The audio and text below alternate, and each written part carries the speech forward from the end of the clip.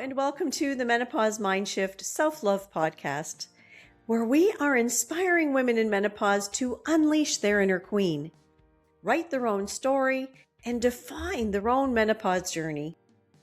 I am your host, the Menopause Queen, Lisa R. Triggs, certified menopause coach, certified neuroscience coach, motivational speaker, and best-selling author of The Menopause Mindshift, How I Unleashed My Inner Queen, and you can too. This is a space for real, honest conversations about menopause. Because menopause isn't just about hormones. It's neurological, it's emotional, and it's deeply personal. After 20 years of navigating menopause, I've learned that what most women are missing isn't more information, it's a different way of seeing themselves. And in this podcast, we talk about what's really happening in your body, your brain, and the tools that support you in feeling better. You'll hear from inspiring guests, as well as the insights and perspective shifts that changed everything for me. Because self-love in menopause isn't a luxury. It's the foundation. So if you are ready to think differently about menopause, reconnect with yourself, and define your own journey, you are in the right place. At some point, choosing yourself stops feeling optional and starts becoming necessary. Not later, not when everything is perfect, now. Because the cost of not choosing yourself is losing who you are. Hello and welcome back to the Menopause Mindshift Self-Love Podcast. I am your host, the Menopause Queen, Lisa R. Triggs. And today I'm joined by a very special lady, Precious Fuller. Precious is a radical self-preservation coach, emotional wellness consultant, and educator who is on a mission to help women over 40 break free from toxic cycles and boldly choosing themselves. Through her signature courses, F.L.O.W, B.R.A.V.E, and R.I.S.E, Precious guides women to build emotional resilience, make fearless decisions, and step into a life of clarity, power, and freedom. Her work is about one thing: no longer waiting, but choosing yourself fully, unapologetically, and without compromise. Welcome, welcome, welcome. Thank you so much, Precious, for joining us today. I have been looking forward to this conversation so much because we chatted before and we have a lot of stuff in common. And I just think what you do is amazing. So walk us through it. What do you want to share with us today about who you are and what you do? Well, I am precious as a noun and an adjective, I'd like to say. And I love it. so are you. Yeah, The thank you. deal is that I am passionate about is that women, we are unique and we are amazing. We're amazing. And I think sometimes the part of us that's our superpower, that's our gift to the world, that's our gift to men and just to life in general, we can downplay. And that's our emotional part of us. And oftentimes that can be looked at as just weak or just being like a woman. Oh my goodness, that's everything, because we are giving so much now to emotional intelligence and recognizing its place as far as the growth and the development of us, how important it is for people, not just women, to have a high emotional intelligence. And I just recognize that when we listen to our emotions, they are signals for what's good for us. And as we learn to respect that in the process, when things don't feel right, it's because they aren't. Something is off, and there's something that we are required to do about it because of our beauty, our boldness, our braveness. We've got to embody that. And that means we've got to take care of ourselves and break some of those toxic patterns, some of the conditioned thinking that has kept us bound, because we're not fully serving in our beautiful roles when we are allowing ourselves to be subdued in those types of ways. So I just believe when we awaken to who we are and to the responsibility that we have for ourselves, we will function better. We will feel better. It starts with us. And then we bless all of the spaces that we occupy. The last thing you just said just really stood out with me about we need to take responsibility for ourselves. So many of us don't, or we don't realize that we're not. Don't you find that we don't realize that we're not taking responsibility for ourselves? And in that actually is what can cause a lot of the stress. Stress is not taking responsibility for your actions and yourself. And I really started to ponder that one, that I thought, ooh, that is something. And that is something that not a lot of us like to admit, want to admit, you know, and would have a hard time admitting, but it's so true. Yeah, I appreciate that perspective because it makes me think of to be in this journey and to actually grow and thrive. It's a matter of awareness and then accountability. But who wants to be aware of something that you don't feel like you want to take responsibility to fix? You rather just say, "Don't tell me, don't tell me, don't confuse me with the facts and the information. I just want to keep Right. doing what I'm doing." Because once you know something, you can't unknow it. And once you know that you are responsible for your health and well-being, and that things that stress you, you have a responsibility to take care of you, regardless of whatever that situation is. You have the responsibility. If it's not yours, whose is it? And Mhm. so that statement, it puts the onus on us It does. to And it take doesn't, responsibility. it's so funny how we don't want to admit it. But yet, when we do, if we can just break through that to the other side, we learn things about ourselves. We learn about the world. We can be so much further, I think, ahead.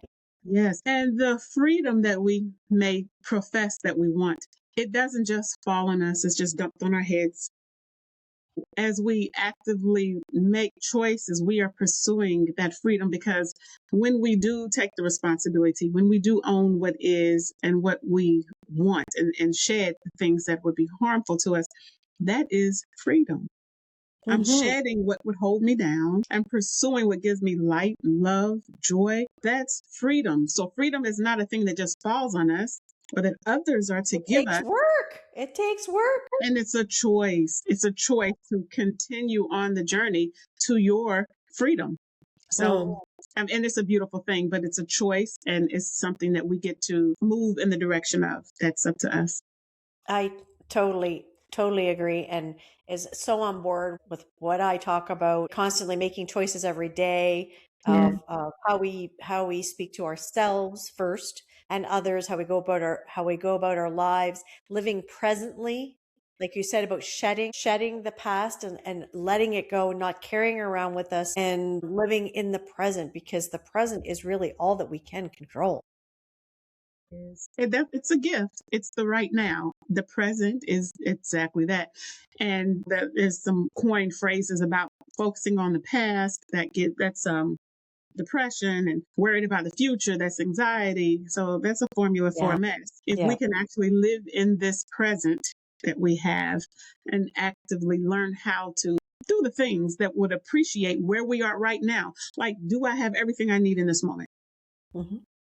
My lungs Hmm. are able to fill up on their own. I can exhale. My feet are on the floor. No one is pursuing me. I'm not in any threat or danger. In this moment, I have what I need. Okay. And I'm I'm okay. grateful. Yeah. That's And gratitude. yes, I'm grateful. Oftentimes, I write in the morning, I journal in the morning that I'm just grateful for the breath. Oh, It, it, simple things like that, things to appreciate. But tell me more about how your programs and when a client comes to you, how do you work with them? Sure. So my specialty is in acknowledging what comes to mind is even the spirituality of it, the spirituality and the progression of life. And when you make growth moves, it's a change. If we don't grow, we stay like we are. Mm-hmm. But when we grow, it is something beautiful and spiritual about that. Now, it doesn't mean that those around you are celebrating it always. It doesn't Yeah. mean that, the roles that you have filled, that everyone wants you to change that up, especially if it's working for them. But the radical self preservation is all about radically choosing you. The only reason it's radical is because oftentimes we've not done that consistently. And you said something earlier and it stuck that oftentimes we don't even know that. Mm-hmm. We have been, I believe, in many instances, so conditioned, and we have been brought up to be good girls, air quotes, and that means we followed a script that was given to us. And not all the things on that script were bad. Maybe if any of it, to a degree, that could be questionable. But that's why it's so easy to follow. It's so easy to just to be in motion for what's already been in motion. But not everything that is should continue or to the same degree.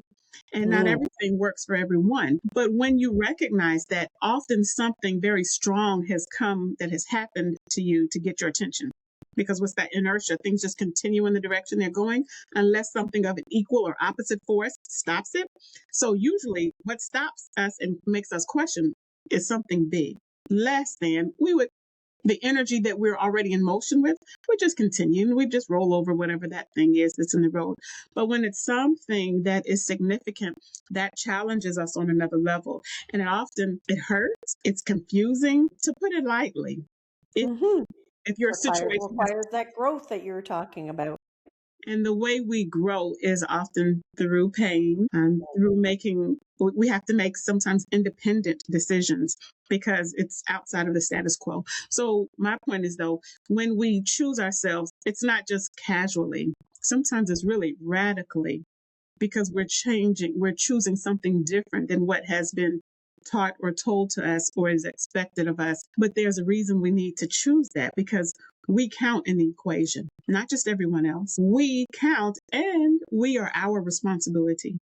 And we would want that for our children. We want people to grow up and take responsibility for themselves. You're responsible for yourself.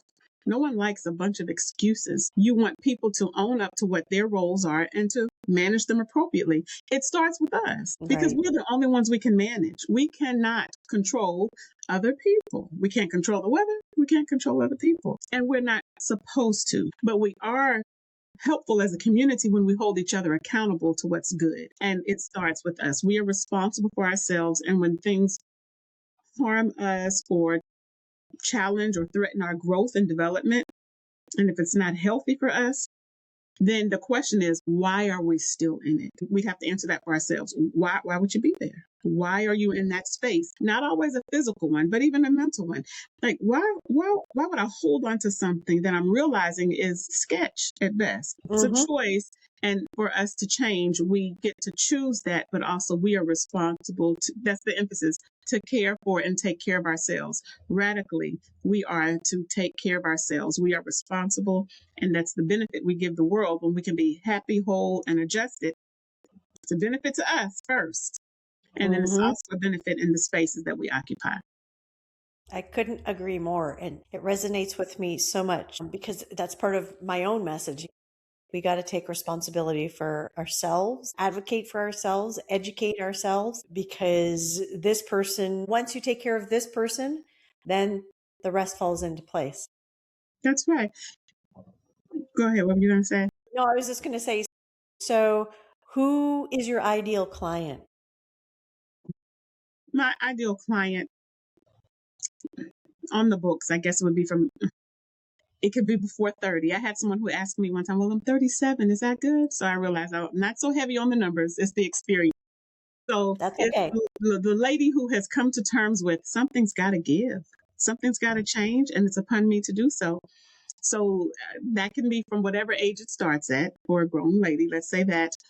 Mm-hmm. So typically I would say between 30 and 60.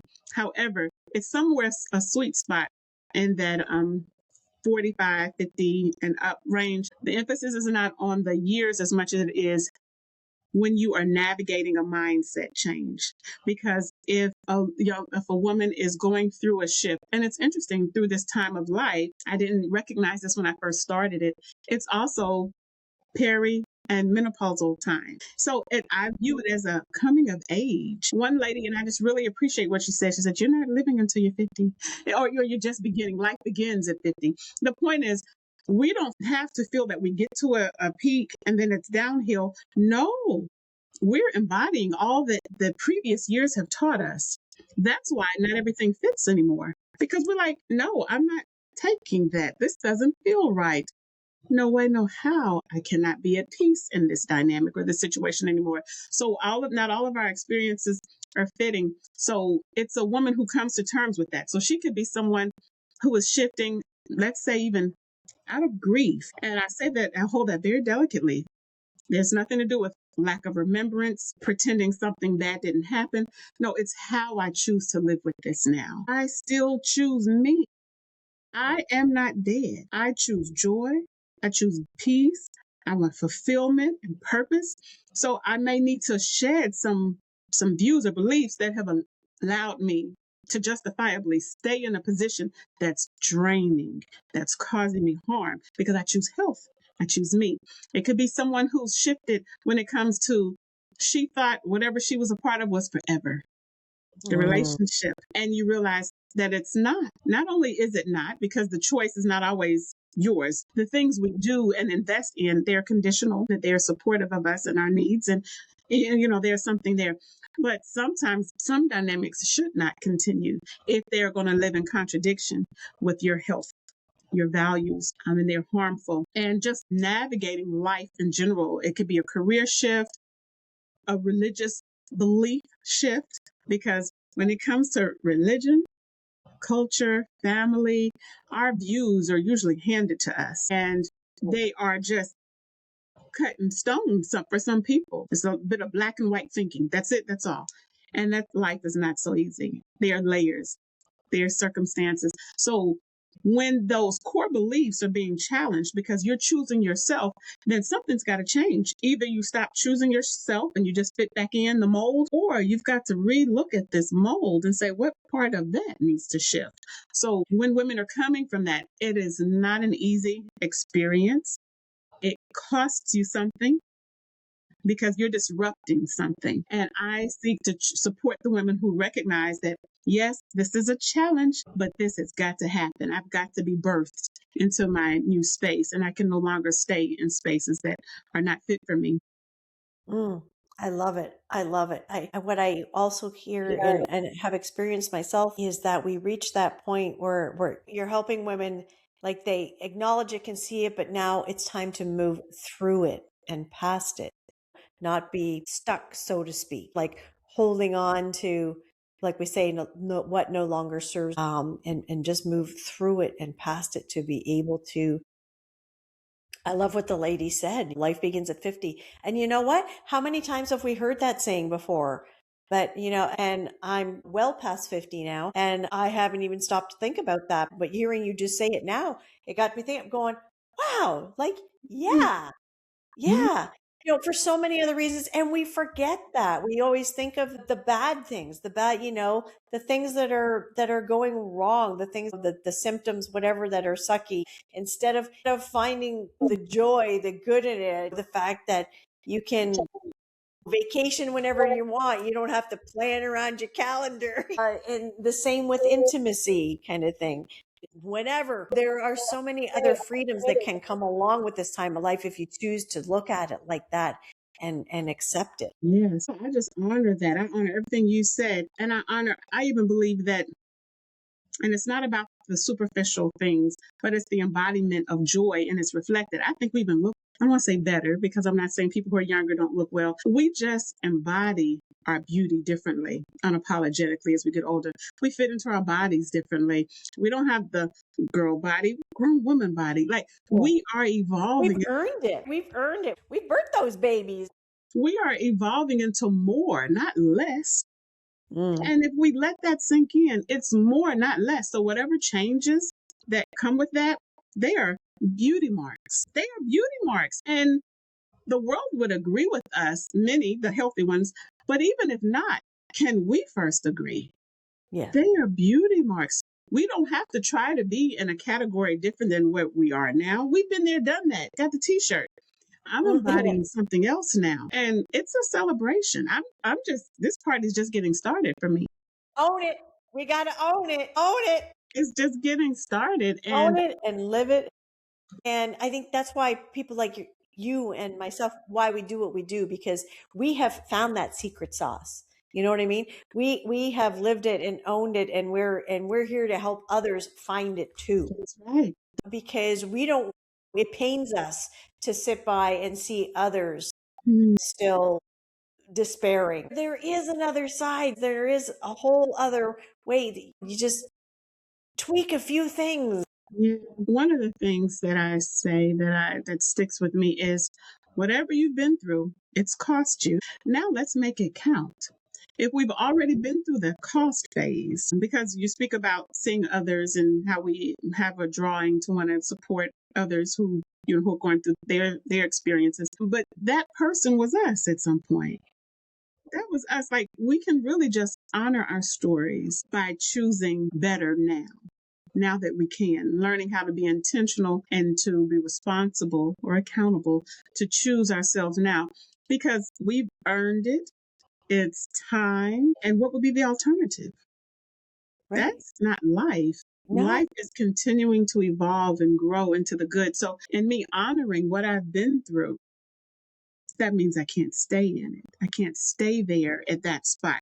I can't even stay anywhere on the continuum, but to continue on that continuum because stopping would not honor what I've already been through. I've been through life to the amount of years that I am in existence right now. And I appreciate those lessons. They weren't easy to come by, but the wisdom that I've gained, the boldness, the bravery, the power, they weren't come by easily. They weren't just thrown my way, gifted me. It's part of a process.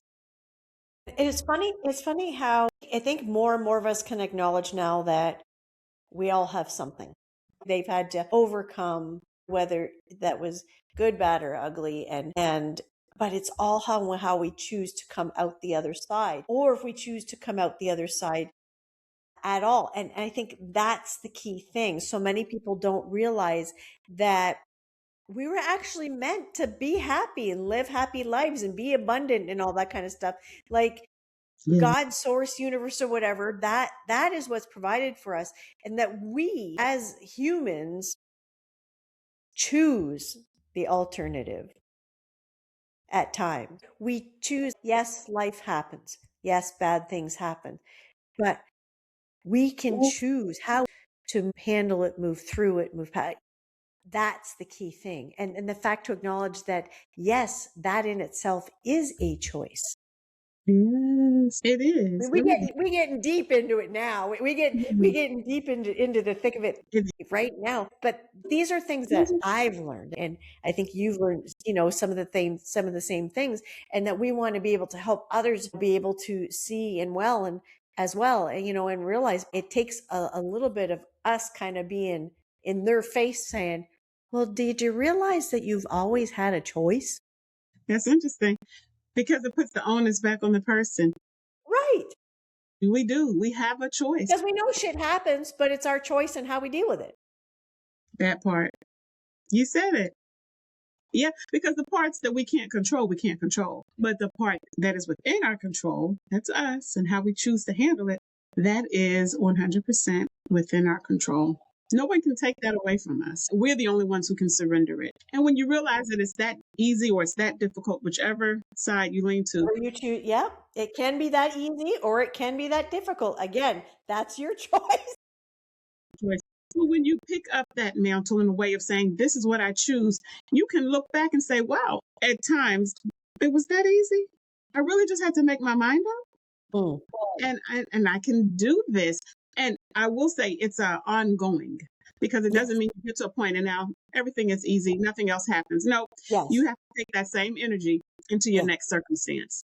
And then when you got through that one, you have to take that same energy into the next one. Absolutely. It's not a one-time choice. It's a continual choice. It is a lifestyle choice because you are choosing this every day for yourself. For yourself. That's the key, for yourself. I appreciate it. Yeah, I'm just going, that one too, because sometimes, just absorb that in that we are choosing that for us, not for someone else. When I make choices, they are for precious. They're not for my children. I mean, they are affected, but at the end of the day, it's for me. And one way I like to you have to be happy first. When we're happy here, first. Our outside world is happy, and people don't realize that either. Sometimes they think that, and I'm guilty. It happened to me. I was living outside here. And that's the journey that I went on, realizing that it was in here. It was this person who had to make the choice to be happy. Then my outside world followed. It does. It aligns. We get to create. We're co-creators. And so we are really making power moves out here if we're aware of that and using the power accordingly. I think about, and it's old, but I think about with the airplanes, and when that stewardess lets us know that if there's turbulence, there's a problem and your oxygen mask falls down, hit your oxygen mask falls down. Put yours on first before securing one for whoever's next to you. It could be an ailing older person, it could be a child who's vulnerable, but you can't help anyone if you're laid out. You I must love first that get your breath. analogy because And you then got to take care of this person first, before make sure you're okay, and then you're able to assist everybody else. only then.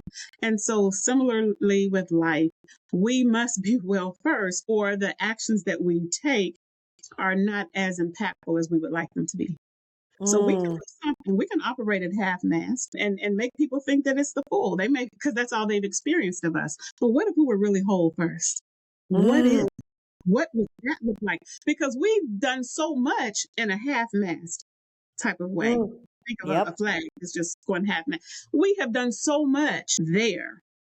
yep, But what would we do if we were full?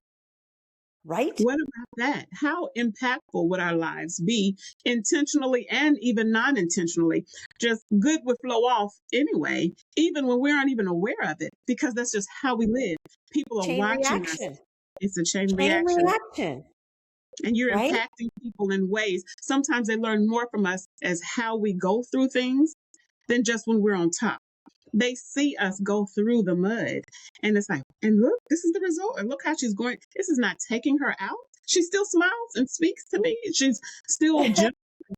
Yes, because it wasn't meant to take me out. It's actually meant to build me. Yes, we're rising. We're rising above it.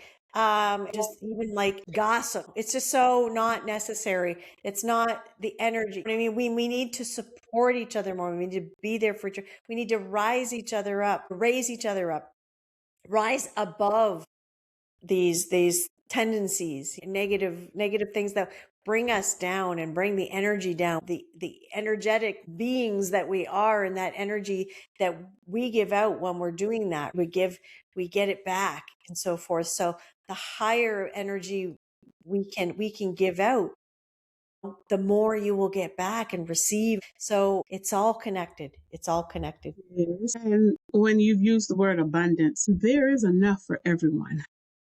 Hmm. So we I don't have to compete or compare. That that takes away some of our beauty. I Because think when it you does. look at others in a way too long, you start to compare, and you Yep. either will come off in your mind better or worse than. But when Yep. you realize that you can celebrate and promote and support another person's greatness, that's adding to your own, because there's if there's something for her, there's something for you too. And that's the kind of support we would like. We wouldn't want someone who's side eyeing us, wondering, well, when is this going to fall apart, or how does she get so much and I don't? That's just not how this works. And the resources that mean the most to us, there is enough. There's enough. There's enough air for us all to breathe. Ideally, and based on how it's divvied, there's enough water. There should be. We all basic. Hmm. There's love for all of us. There's enough. So you don't have to feel in competition or incomplete when you see another's growth and development. Recognize that that's symbolic, that there's some for you too. And so as we live that, it becomes just a part of who we are and how we live. And hopefully others are able to glean the same. There's enough for you. What is that? You get a car, you get a car, so you get abundance, we can all. And it's just a place of celebration, appreciation, and gratitude when we live in that space and that awareness. I love it so much. I love it so much. Thank you so much for sharing your light with us today. I appreciate you so much. Precious's contact info will be below in the description. Connect with her and seek out her services because she has a lot to offer and she will get you there. If you're willing and able to radically and bravely choose yourself. Thank you so much. Thank you so much. And thank you for joining us for today's episode of the Menopause Mindshift Self-Love Podcast. I'm your host, the Menopause Queen, Lisa R. Triggs. Begin your day choosing self-love first. Bye for now.